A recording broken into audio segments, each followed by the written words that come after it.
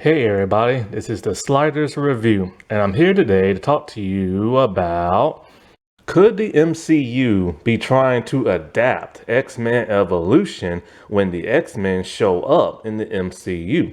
So I never thought in a million years that would ever happen. Until this day, I still don't think that's gonna happen because I don't think fans would accept that and it just wouldn't be practical. You know what I'm saying? Like, you want an older X-Men team. However, there is this rumor that's been going around for at least a month or 2 months that Sadie Sink could be Jean Grey in the MCU. Supposedly she's in talks and everything. And when you look at Sadie, technically she is an adult, but she always plays a teenager because she has that youthful appearance, right? I've only seen her at once and it was pretty good. But the thing is, not only does she have that youthful, very young appearance, but she's really, really, really short. She's at least 5'1", 5'3". And Jean's a pretty tall woman, and Jean's in like her late 30s, mid 30s, early 40s. And so, if this rumor is true, and let's say she gets the role, they're gonna have to cast around her around that same age bracket and stuff.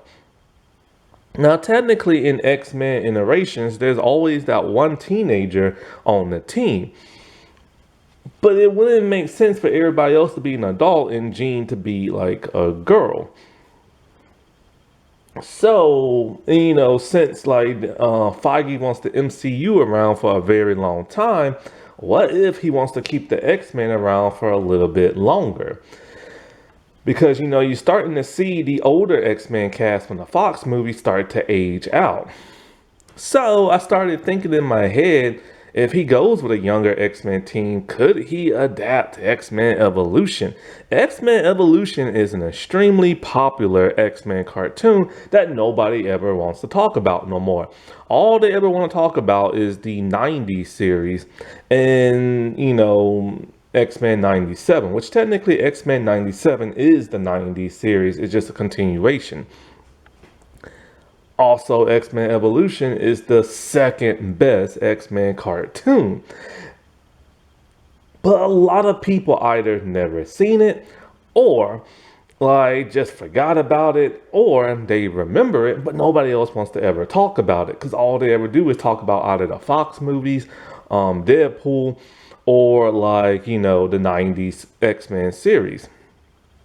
But X-Men Evolution was a reimagining of the X-Men team. Well, most of them were teenagers and a few of them were adults. The only adults were Charles, Wolverine, Beast, and Storm. Oh, and Magneto and Mystique. Everybody else were like teenagers. Except for Juggernaut. I don't know about Gambit. I don't know how old that dude was in the series. But yeah. Everybody else were teenagers. Cyclops, Jean, Rogue, Shadowcat, Nightcrawler. All of them were like teenagers and stuff. And somehow, and I still don't know how it worked. It literally just worked. And it was cool and it was amazing. And it's also on Disney Plus if you ever want to check it out. And so I was thinking to myself, what benefit would, having a teenage X-Men be in the MCU? Well, like I said before, you can keep them around for literally the next 10 years and they wouldn't be that much older and stuff.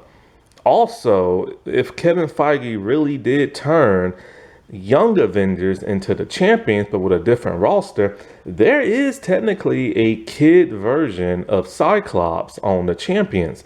I don't know why he's a kid, but he's a kid. And if they were to have a teenage Cyclops, then they could just add him to the champions and stuff. So it's a wild theory, but I could see it happening because they do change stuff a lot. I mean, look at Ant-Man in the MCU. Hank Pym and Janet Van Dyne are old. And I mean old, older than the rest of the Avengers. And that's not supposed to happen. They are literally supposed to be around the same age bracket and stuff. But for whatever reason, they decided to bring in Scott Lang and stuff. So it's always a possibility, you know? Alrighty, well, I'll talk to y'all later. Bye.